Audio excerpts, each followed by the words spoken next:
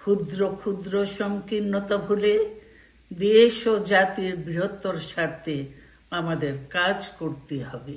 জনগণকে সম্পৃক্ত করে বাংলাদেশ জাতীয়তাবাদী দলকে পূর্বের ন্যায় আন্দোলন, সংগ্রাম ও রাষ্ট্র পরিচালনায় নেতৃত্ব প্রদানে আরও ঐক্যবদ্ধ এবং সুসংহতভাবে গড়ে তুলি।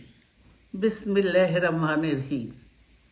প্রিয় সহকর্মীবৃন্দ, আসসালামু আলাইকুম।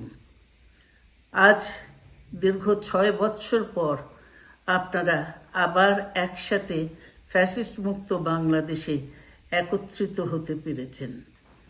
সেজন্য আল্লাহর কাছে হাজার শুকরিয়া আদায় করছি।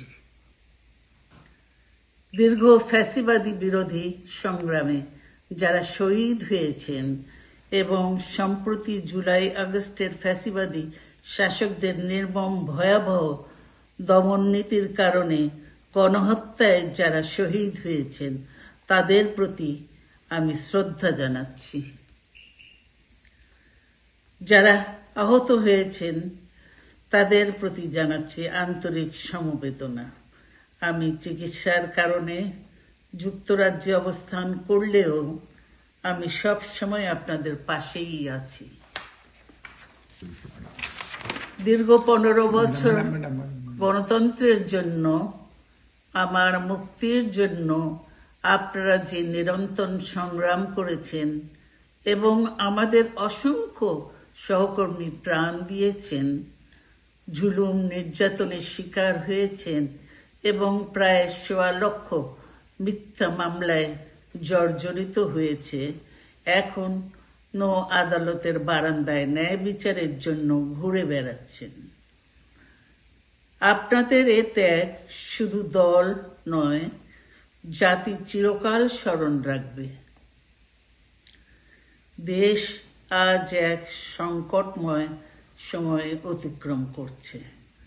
আপনাদের এবং ছাত্রদের সমন্বিত আন্দোলনের ফলে ফ্যাসিস্ট শাসকেরা বিদায় নিয়েছে। একটা অন্তর্বর্তীকালীন সরকার গঠিত হয়েছে।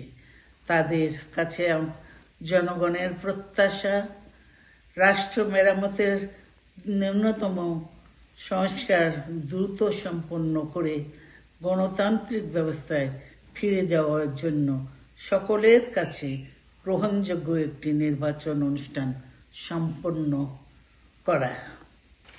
আমার অবর্তমানে দলের ভারপ্রাপ্ত চেয়ারম্যান, সিনিয়র নেতৃবৃন্দ এবং আপনাদের সকলকে সাথে সঙ্গে নিয়ে নিরন্তর কাজ করে দলকে সুসংহত করেছেন।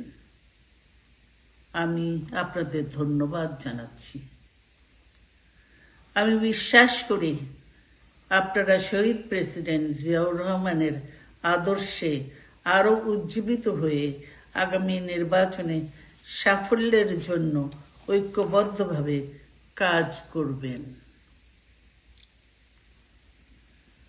এমন কোনো কাজ করবেন না যাতে আপনাদের এত দিনকার সংগ্রাম, আত্মত্যাগ বিফলে যায়।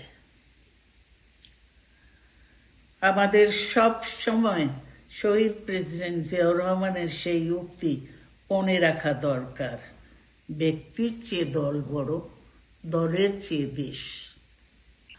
বাংলাদেশের সর্বস্তরের মানুষ, বিশেষ করে তরুণ সমাজ আজ এক ইতিবাচক গণতান্ত্রিক পরিবর্তনের জন্য উন্মুখ হয়ে আছে।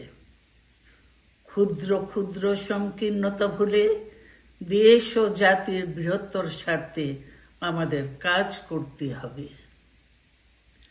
এখনো ফ্যাসিস্টদের দোসররা এবং বাংলাদেশের শত্রুরা গণ অভ্যুত্থানের মাধ্যমে প্রাপ্ত অর্জনকে নস্যাৎ করার জন্য গভীর চক্রান্তে লিপ্ত রয়েছে। ইস্পাত কঠিন ঐক্যের মাধ্যমে জনগণকে সঙ্গে নিয়ে এবং চক্রান্তকে ব্যর্থ করে দিতে হবে।